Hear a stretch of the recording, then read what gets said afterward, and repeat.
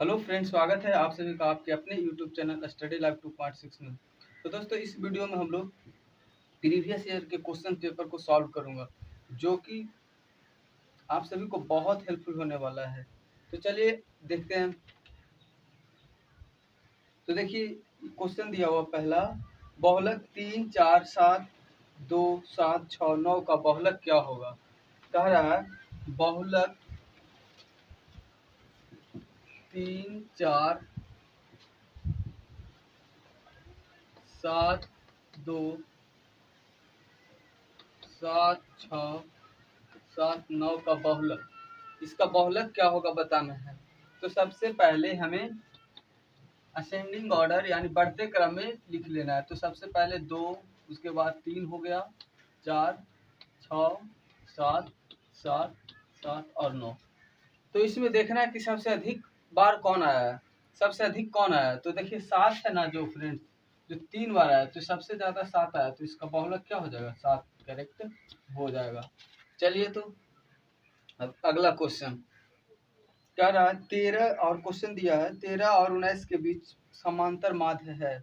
13 और 19 के बीच समांतर माध्य, तो माध्य 13 और 19 के बीच, तो माध्य बराबर होगा, इस दोनों संख्या को जोड़ के 2 से भाग दे दीजिए, वो समांतर माध्य इसका निकल जाएगा। तो इसको जोड़ेंगे तो 32/2 इक्वल टू 16, जो इसका करेक्ट आंसर होगा क्या, 16। तो आपको क्वेश्चन भी दिया जाएगा और उसमें ऑप्शन भी रहेगा, तो आप देख लीजिएगा, ठीक है। तो चलिए नेक्स्ट, यदि द्विघात समीकरण x square minus P x जोड़ 4 के मूल बराबर हो तो पी बराबर क्या होगा।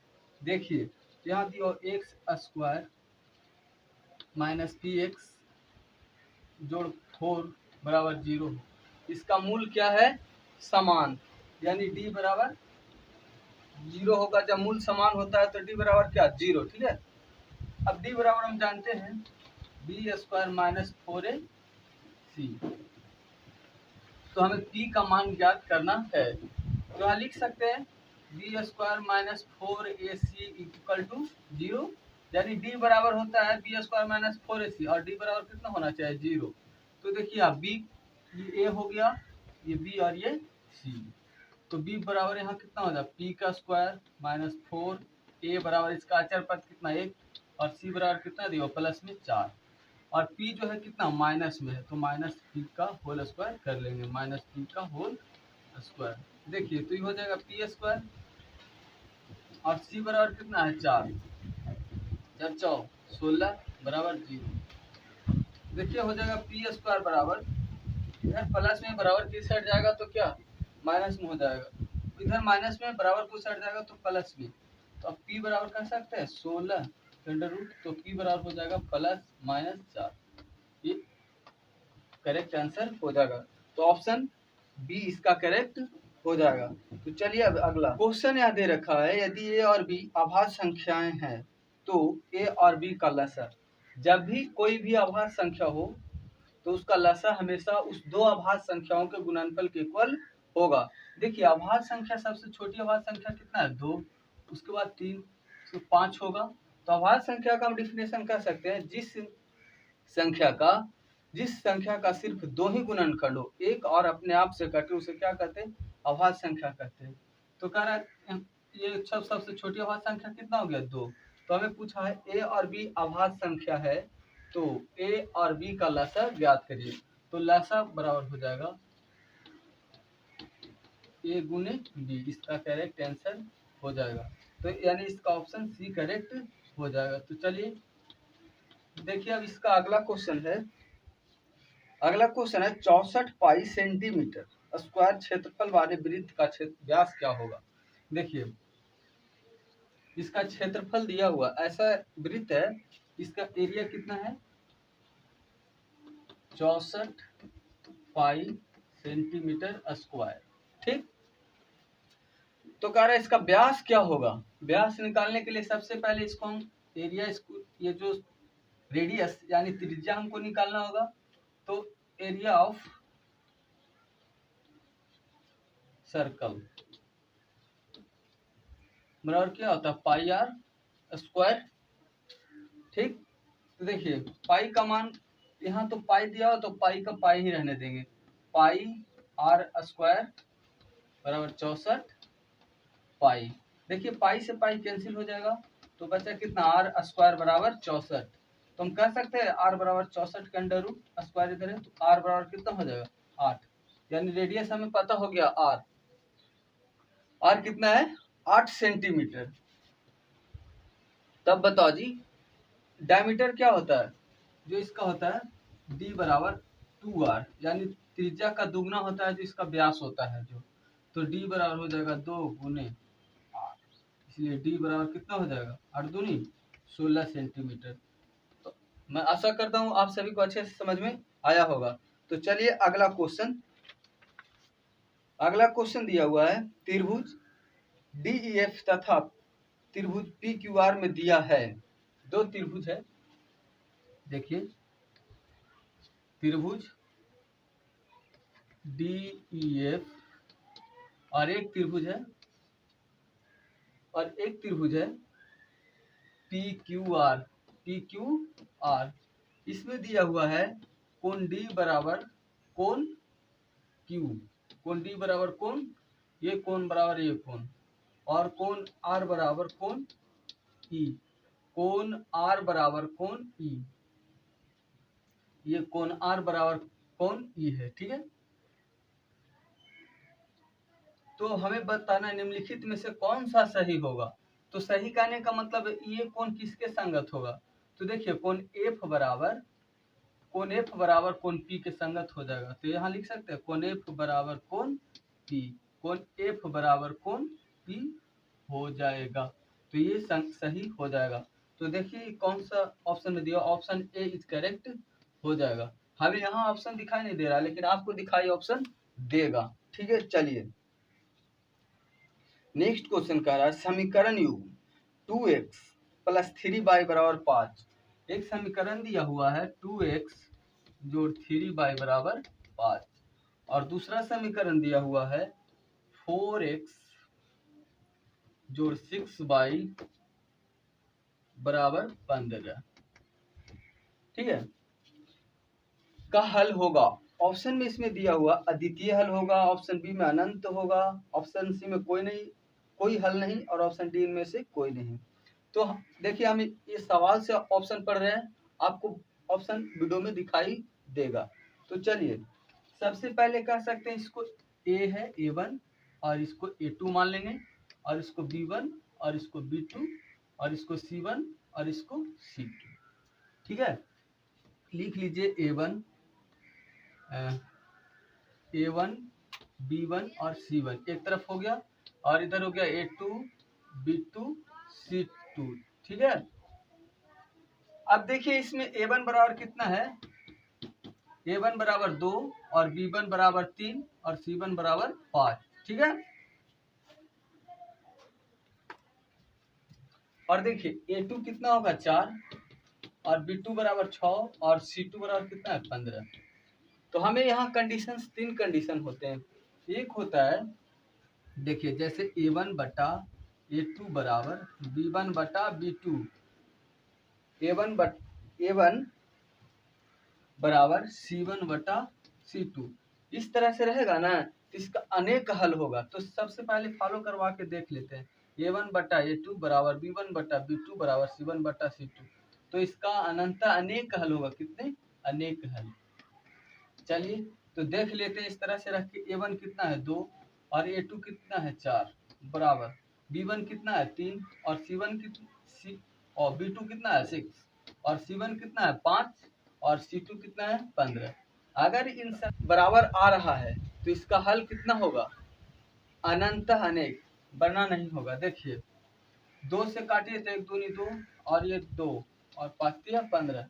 तो देखिए हम कह सकते हैं A1 बटा A2 बराबर B1 बटा B2 equal to note C1 बटा C2। तो इस तरह से आया हुआ है। देखिए इसमें भी 1/2 है, इसमें देखिए आया कितना 1/2 बराबर, और ये भी कितना है 1/2 और ये कितना है 1/3। ठीक है, यहाँ के बाद यहाँ देखना है क्योंकि नीचे स्पेस है नहीं। तो देखिए ये दोनों तो बराबर है लेकिन ये बराबर नहीं है। जब इस तरह से दो बराबर और एक बराबर ना हो तो इसका होगा बराबर नोट दिया हो ना, ये देखिए 1/2 बराबर 1/2 बराबर नोट है 1/3, तो इसका कोई हल नहीं होगा। क्या? कोई हल नहीं होगा, कोई हल नहीं। तो कोई हल नहीं, तो इसका ऑप्शन कौन सी जाएगा? तो ऑप्शन सी ऑप्शन करेक्ट हो जाएगा। तो फ्रेंड्स आई होप आप सभी को अच्छे से समझ में आ गया होगा। तो चलिए अब इसका नेक्स्ट क्वेश्चन देखिए। अगला क्वेश्चन कह रहा है 65 तथा 117 का मासा 65m - 117 के रूप में है, तो m का मान ज्ञात करिए। कह रहा है यहाँ देखिए दोस्तों, कह रहा 65 तथा 117 का मासा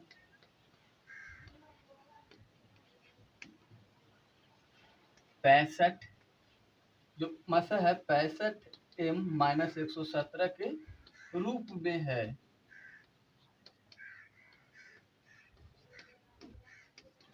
ठीक है, कह रहा 65 तथा 117 का मासा 65m - 117 के रूप में है, तो m का मान क्या होगा? ठीक है, तो सबसे पहले 65 और 117 का मासा निकाल लेते हैं।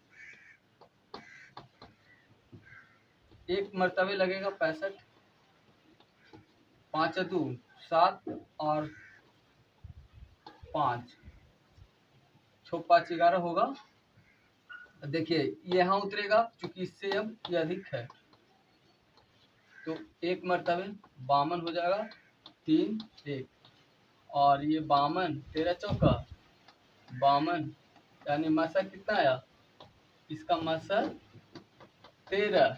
तब देखिए कह रहे हैं 65 और 117 का मासा 65 है माइनस 117 के इक्वल है, तो यानी हमको कहने का मतलब ये 65 है माइनस 117 13 के बराबर होगा ना। जब इसका ये मासा के बराबर है तो इसका मासा जब निकाले तो कितना है? 13। तो ये भी तो 65 है माइनस 117 13 के इक्वल होगा। ठीक है, तो देखिए यहाँ लिख सकते हैं 65m - 117, सॉरी यहाँ स्पेस नहीं है, 65m - 117 बराबर 13, ऐसे इसको लिख सकते हैं। देखिए तो 65m इधर माइनस में बराबर को साइड ले जाएंगे तो प्लस में हो जाएगा 13 + 117, तो 65m बराबर लिख सकते हैं 7 3 10 के 0 2 1 सॉरी 30 हो जाएगा। तो इसीलिए m बराबर इधर 65 और m मल्टीप्लाई किया हुआ है, बराबर की ओर साइड ले जाएंगे तो क्या भागा में हो जाएगा 130/65, यानी 65 दूनी कितना 130, तो इसलिए हम कह सकते हैं, तो इसलिए m बराबर कितना 2 आंसर हो जाएगा, m बराबर 2 आंसर हो जाएगा। तो इसका जो ऑप्शन होगा बी करेक्ट हो जाएगा। ठीक है, तो चलिए अब नेक्स्ट क्वेश्चन दिया हुआ है 20 2 10 और 20 के लसा और मसा का अनुपात। 2 10 20 का लसा कितना होगा? 2 से लगाइए 1 5 और 10, फिर 5 से लगाइए 1 मरते 2, तो इसका 5 दूनी 10 दूनी 20 हो जाएगा लसा। और अगर मसा निकालना हो इसका तो पहले बड़ी संख्या को भाग दीजिए, 2 तो 10 मरतबे लग जाएगा ना, तो यहाँ मासा कितना आया 2। अब देखिए इसको 30 से भाग देना मासा में छोटी संख्या में, तो 2 5 10, यानी कि मासा कितना आया? इसका मासा फाइनली 2 आया, तो लसा 20 है और मासा 2, तो यही ना कह रहा है लसा तथा मसा का अनुपात। तो लसा और मसा का अनुपात कितना? 2 से ये भी कट जाएगा 10 और 2 से ये भी कटेगा 1, यानी 10:1 करेक्ट हो जाएगा। इसका ऑप्शन बी सही, एकदम सही ऑप्शन हो जाएगा। ठीक है, अब चलिए नेक्स्ट अगला क्वेश्चन है 1 जोड़ tan थीटा जोड़ sec थीटा इंटू 1 जोड़ cot theta minus cosec theta, तो इतना बराबर क्या होगा हमें बताना है। ठीक है, तब देखिए इसको sin tan थीटा बराबर लिख सकते हैं sin थीटा बटा cos थीटा जोड़ सेक थीटा और लिख सकते हैं इसको सेक थीटा बराबर 1/cos थीटा, इसको कॉट थीटा और लिख सकते हैं cos थीटा बटा sine theta minus 1/sin theta, इसको लिख सकते हैं जी। चलिए हो गया। अब देखिए इसमें इसको एक लिख सकते हैं। अब इसको एलसीएम लेंगे तो cos cos का एलसीएम कितना हो जाएगा cos थीटा, यानी तो ये हो जाएगा क्या cos थीटा जोड़ sin थीटा जोड़ 1। ठीक, अब देखिए इसको ऐसे लिख सकते, ये भी साइन को जब लसन लेंगे तो साइन थीटा, ये हो जाएगा साइन थीटा जोड़ cos थीटा और ये साइन से भाग देंगे तो -1। अब देखिए एक सूत्र हम जानते हैं ना, एक सूत्र हम क्या जानते हैं, ए जोड़ B into A minus B equal to क्या होता है A square minus B square, ये होता है कि नहीं। तो चलिए अब देखिए ये भी लिखा हुआ ए, इसको मान लेते हैं cos थीटा sin थीटा इतना बराबर ए और इसको बी और इसको ए और इसको बी। तो देखिए ए जोड़ B into A minus B के रूप में लिखा हुआ, तो इसको ऐसे लिख सकते हैं cos थीटा जोड़ sin थीटा का होल स्क्वायर माइनस 1 का होल स्क्वायर। अब देखिए गुना में तो cos थीटा और sin थीटा गुने करेंगे तो cos theta into sin theta. अब देखिए इसको हल कर लीजिए, cos स्क्वायर थीटा जोड़ sin स्क्वायर थीटा, ए जोड़ बी ए प्लस बी को होल स्क्वायर के रूप में है cos स्क्वायर थीटा ए जोड़ बी को होल स्क्वायर बराबर ए स्क्वायर जोड़ 2ab जोड़ बी स्क्वायर होता है। तो इसी सूत्र पे इसको फॉलो करवाना है। तो cos स्क्वायर थीटा जोड़ sin स्क्वायर थीटा जोड़ 2 cos theta into sine theta -1 बटा cos theta into sine theta. देखिए cos स्क्वायर थीटा जोड़ साइन स्क्वायर थीटा बराबर हम 1 लिख सकते हैं, cos स्क्वायर थीटा जोड़ साइन स्क्वायर थीटा और 1 जोड़ 2 cos theta into sine theta -1 बराबर cos theta into sine theta. ठीक है, तो देखिए एक प्लस में एक माइनस में, प्लस माइनस कैंसिल हो जाएगा तो बचा कितना 2 cos theta into sine theta बटा cos theta into sine theta. अब इसे जब कैंसिल कर लेंगे तो बचा कितना, बचा 2 आंसर हो जाएगा। तो 2 ऑप्शन कितना मारा है, तो ऑप्शन डी करेक्ट हो जाएगा, एकदम सही आंसर। ठीक है, तो फ्रेंड्स आई होप आप सभी को वीडियो अच्छा लगा होगा और अच्छे से समझ गए होंगे। तो फ्रेंड्स चैनल को सब्सक्राइब करके बेल आइकन को प्रेस कर दिए ताकि जब भी वीडियो अपलोड करूँ सबसे पहले आप तक पहुँचे। जय हिंद जय भारत।